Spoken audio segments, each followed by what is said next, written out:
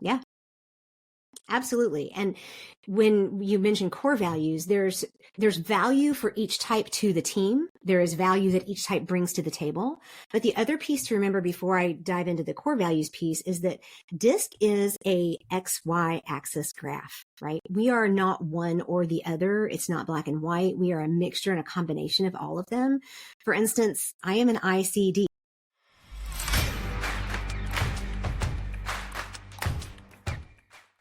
And welcome back to the Money, the Mindset, and the Mentoring podcast. Today we have Andrea Johnson. She is the host of the Stand Tall and Own It podcast and the owner of The Intentional Optimist. She's a coach. She's a DISC, one of my favorite words, expert.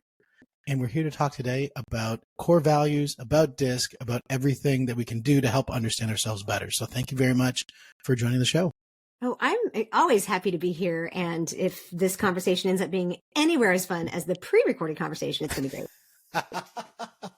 Well, I think that is definitely going to be the case. So let's hit DISC, because I've been doing DISC since, I think it was like, we're going to say 2014. And my understanding of DISC is it's a really good index tool to help people really use it as a starting point to kind of figure out, number one, how to understand themselves, where they're going to, generally like, oh, that's right, that's why I'm so good at this, or that's right, I'm not very good at this. But then also have that interplay relationship with other people, because they can understand, well, because I'm this way, I'm going to do really well with interfacing with this type of person. And here's where I'm also going to have some challenges. And Absolutely. So using that as a fundamental building block, I want to kind of delve into DISC a little bit further into the next levels, because there's so many different levels of how DISC can play out. And I want to get your insights into the next levels. Sure. Well, just as a reminder for your audience, if they don't know, DISC and C stands for either dominant or driver, which is about 3% of the population. These are your bottom line people. I are your influencers, or your, there's another one I was using. All of a sudden it just Those who are of a gregarious nature. Well, yes, we wear yellow. We smile, like I did a thing this last week. I wore bright orange pants. So it's like, these are the ones bright orange pants. We're like kin.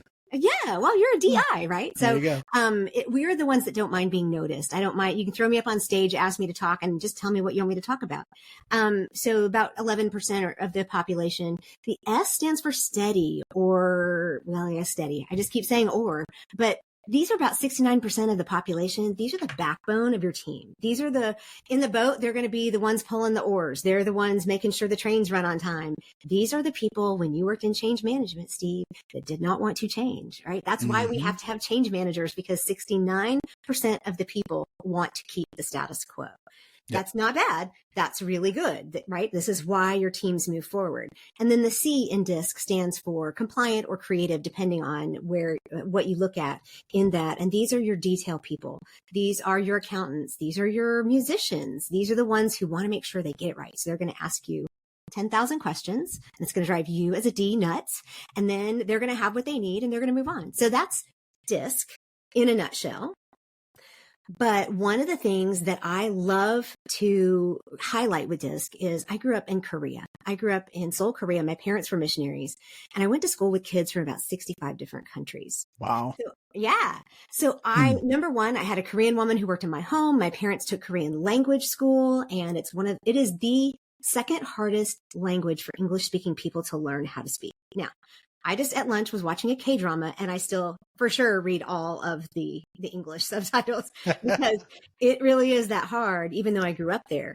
But when I watch a K-drama, I have to read the subtitles. When I walk into a room, if it's a room where people don't have English as their first language, I either need to speak their language, or I need to make sure that there's someone there who can interpret for me.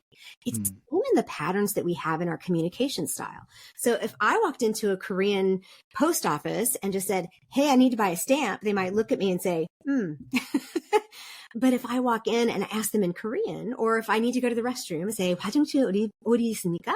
Then they would actually be able to tell me what I need to know. So DISC is a way of helping people communicate in a language that their hearers understand. Does that help? That makes so much sense. And it'll be interesting because our transcripting gets done by a AI tool that is in the language of English. And so when it translates what you said in Korean, it'll be really fun to see that come out. Yeah, we'll see it really slow. 화장실, which is bathroom. 화장실. It'd be really interesting to see if it puts it in the actual Hangul. That'd be amazing. It's designed for English language. We actually have it designed for every language, but you have to put the input language in. Yeah. Eventually, we'll be able to do the conversions, but that's not yet. It would be nice if we could do that in our teams, though, wouldn't it? Mm-hmm. I mean, I'm talking to podcasters on how to use DISC in podcasting, and you have to remember who your audience is. It's our responsibility as the speaker to make sure that the listener gets our message.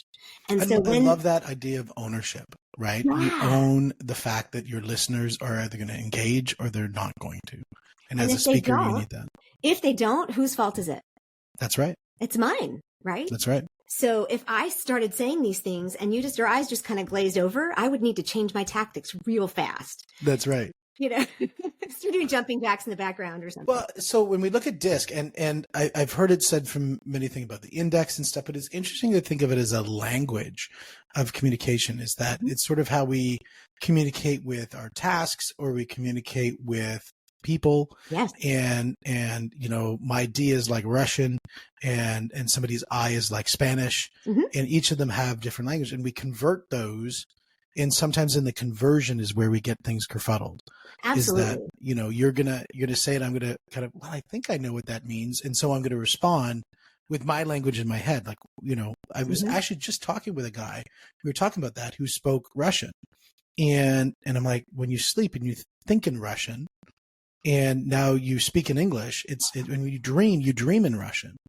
And so the idea is with the DISC is everything's processing in that mode. And when you're trying to convert it, you have to be very sensitive to how to do those conversions. You have to be very intentional. Mm-hmm. Right? You have to be very intentional. And growing up, I said in Korea, Korean is like my second language. But I took Spanish in high school because for some reason at the time, I didn't think Korean could be used anywhere else in the world. And I had no foresight whatsoever. That every great sushi restaurant is run by Koreans? That's odd itself, but I mean, I'm in Little Charlottesville, Virginia, and I can't tell you how many Korean restaurants are right down the street. But even in the career that I had of 25 years in higher education schools of medicine, so many Koreans study medicine and come over to do research, and then they go home, but they're the ones who take English as a language. We don't take Korean. But what happens for me in that way you think is, first I think in English, but if I'm going to think in another language, even though I know I'm speaking Spanish to somebody, it goes through Korean and then Spanish. Because that's just the way our brain works, right? So when we understand the patterns that our brain has developed and works in, then we can start seeing the patterns that other people's brains work in. Not because we can see inside their brains, but because DISC is essentially a behavioral analysis tool. It shows us how people behave.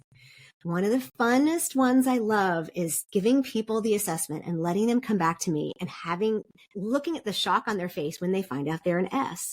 And I say, why is that so surprising? S's are 69% of the population. And I had one girl say, both me and my fiance were stunned. And I said, why? I said, because I'm so bossy. I thought I would be a D. And I think it's just really interesting to see how we have perceptions of different types and different ways of communicating, that D's, who are pretty much bottom line people, they're results oriented. It's like, it's the too long didn't read people, but they're also the ones who make things happen. So you're not going to boss somebody around. You're more likely to just go do it yourself. Yep. Right? Yep. S's are the ones who are all about making everybody feel included, all about team cohesion. Everybody gets on the boat. Everybody pulls the oars at the same time. Those are your S's. And those actually tend to be the ones who are more bossy, but they're also the ones who can make things happen that the D's can tell them about, right? So it's interesting to me to see people's perceptions of the way we communicate and kind of take those and shatter them for a little while and then let them rebuild into a way that's really productive to help them with team cohesion. Well, and the thing is, I think a lot of people look at DISC and they have a perception. And I think you're right. Where that one lady said, I'm bossy, so I should be a D. She perceives herself that there's a higher value in being a D than being an S, rather than understanding the principal value Right. that she has as her core value of who she is, Sure. rather than the idea of saying, I should be something that I'm not. Yeah. Absolutely. And when you mention core values, there's value for each type to the team. There is value that each type brings to the table. But the other piece to remember before I dive into the core values piece is that DISC is a XY axis graph, right? We are not one or the other. It's not black and white. We are a mixture and a combination of all of them. For instance, I am an ICD. I have all of them but S. I am the definition of a non-team player. But when you look at it on that you mentioned whether or not you're task or people oriented, that's the x-axis, but the y-axis is outgoing and reserved. So you could have somebody who's really reserved, but still pretty bossy because they want to take care of people. And I think that we've given bossiness this negative connotation when in reality it's a leadership trait. And we need to be able to refilter that for them and help them see it differently.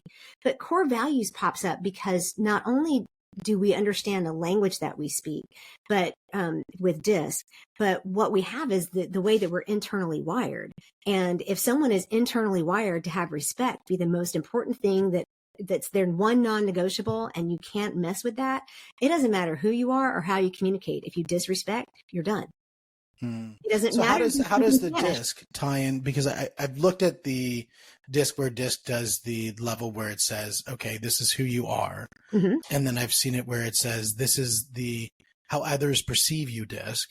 Okay. And then there's this, how you perceive others perceiving you DISC. Yes. And then there's the way that you act, when you're isolated, like in your own head, and then how you're acting in the space. And I've seen the one where you're like, I think it's got 12 different breakdowns of like, are you altruistic? Are you this and all those things? But I haven't seen the breakdown where it goes into core values. So that's the one that I'm very interested in learning a little bit about. So I'm a Maxwell team certified DISC consultant. The Maxwell communication report for adults is 30 pages. It does not go into core values, but it does go into a lot of do's and don'ts and what your motivations are. So it's really important to know who's motivated by what, right? If you've got a team member that's motivated by money, don't give them praise and balloons. They need the money. If they're motivated by praise and balloons, the money doesn't matter, right? So that's where core values begin to show up in the adult assessment. But as I shared with you before we started recording, my son is 15 and just took the college and career one. And it actually has a breakdown of an idea based on where he tested out of what his core values might be. I even had one person ask me in a leadership training seminar, are there like specific core values that go with specific DISC types? Well, no, but we're going to lean more toward them. If you're more on the people side of things, the S and the I, you're probably going to have core values that are more relational. You know what I'm saying? And if you are more on the task side, you may have core values that are a little more results or task or authenticity related, or like don't challenge me or don't question my ability or my honesty. That's where those kinds of things come up. But what I do with my clients is first I give them the DISC because it doesn't take long to take. It's anywhere from 10 to, my son took 30 minutes and he was upset with me, but he came out as a high C. So now I see why it took 30 minutes. But because I kept asking him, are you okay? Is it taking so long? Yeah. So it takes anywhere from 10 to 20 minutes. I've had a lot of clients say, I finished it, but I thought I was taking the practice test. This was so fast, but it's so accurate. I'm stunned. So it's 10 to 20 minutes. And then we start walking through it. And in that report gives them an understanding of kind of maybe where they are landing in certain areas.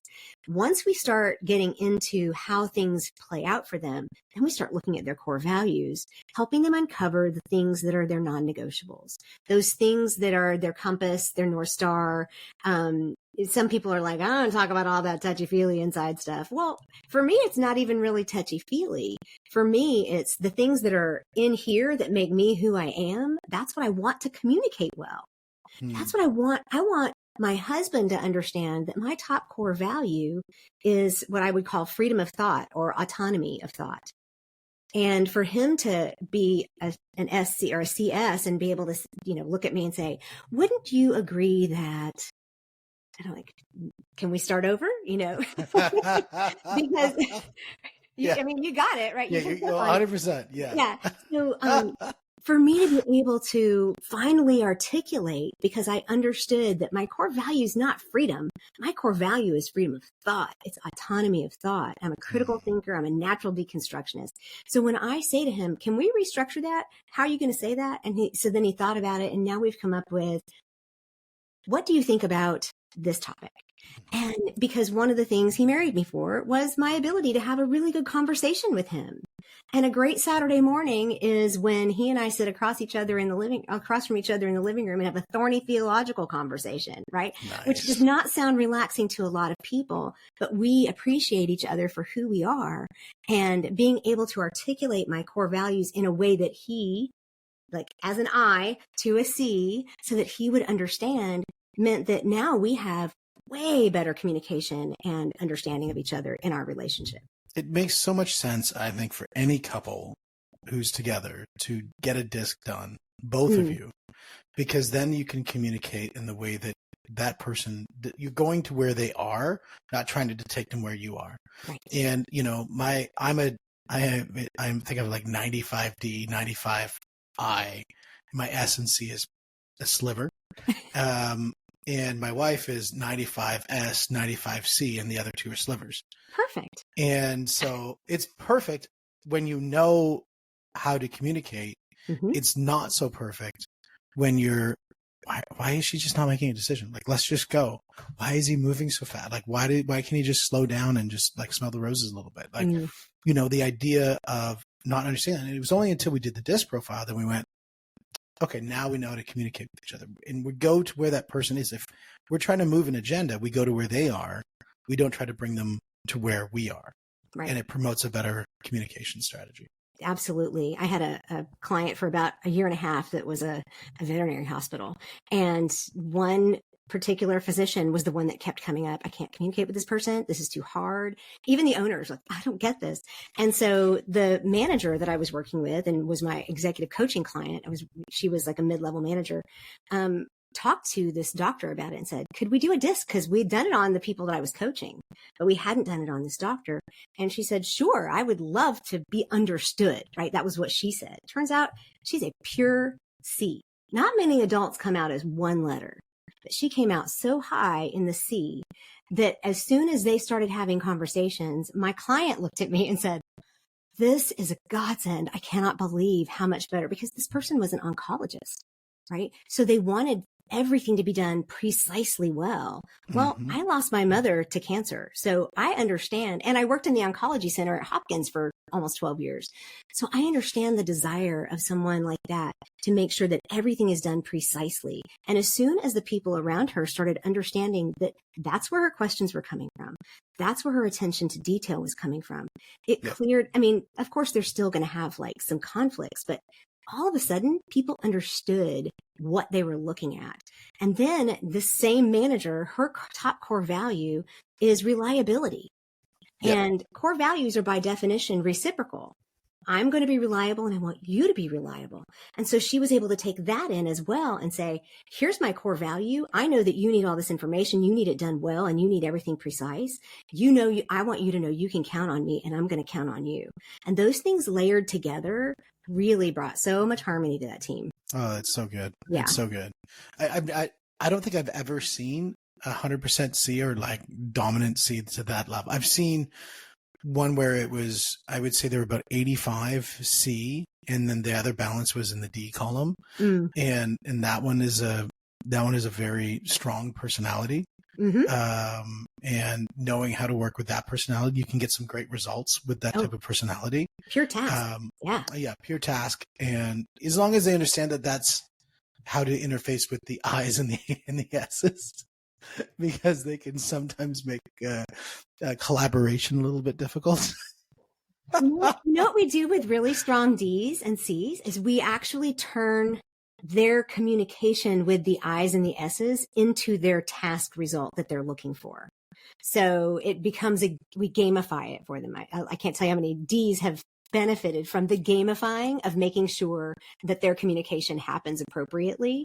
And all the rest of us are like, oh, thank you. So that's another option for those D's and C's. Absolutely. Absolutely. Now, you also have your podcast, and your podcast, Stand Tall and Own It. Talk to me a little bit about what that's all about.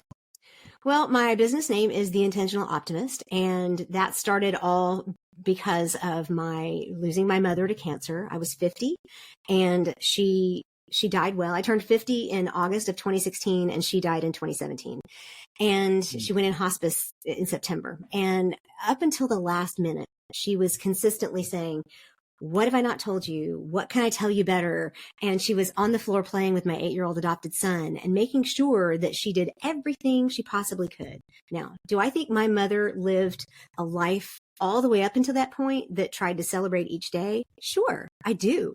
And I can see that in her life, and I can see how she grew and the things that she did. But watching that process, some people say 50 is not young to lose a parent, because I have friends who have lost parents much younger. But I was young enough, and I had a young son. I said, you know what? I don't want to do that. So that's where intentional optimism came from. And I was not quite sure how to share my message.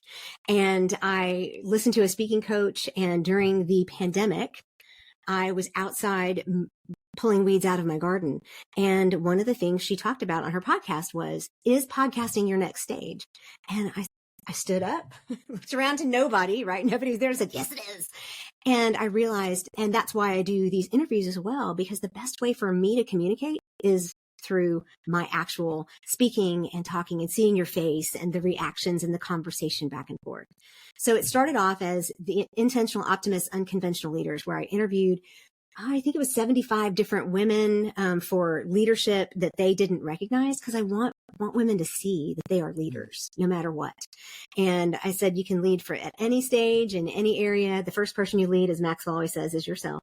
And then you lead your family, and then you lead outside of that. And I wanted women to see these unconventional leaders. But I hit a point where I realized I have to start embodying all this. I'm only 5'1.5" on a really good day. And even though I have a big personality, and I felt like it was time for a rebrand. So I rebranded to Stand Tall and Own It.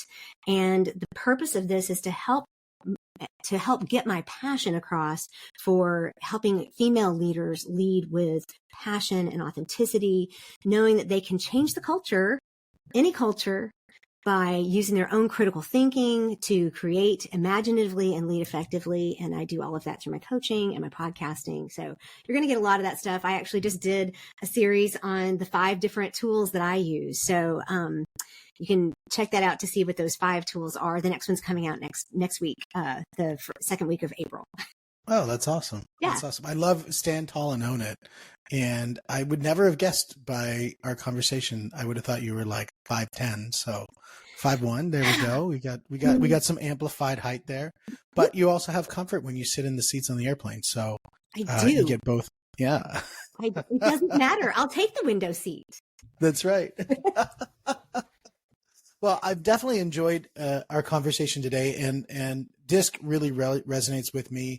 I think John Maxwell is a modern day thought leader, and I think having that ability to connect with his work and everything that he's doing, I think is fantastic, and being able to bring that forward, through people like yourself who are bringing the message out, I think is absolutely wonderful. So thank you so much for joining with us today. And obviously for anybody who wants to get a hold of you, check out the podcast, Stand Tall and Own It, as a podcast with Andrea Johnson, or go to theintentionaloptimist.com to check her out and get to know yourself a little bit better.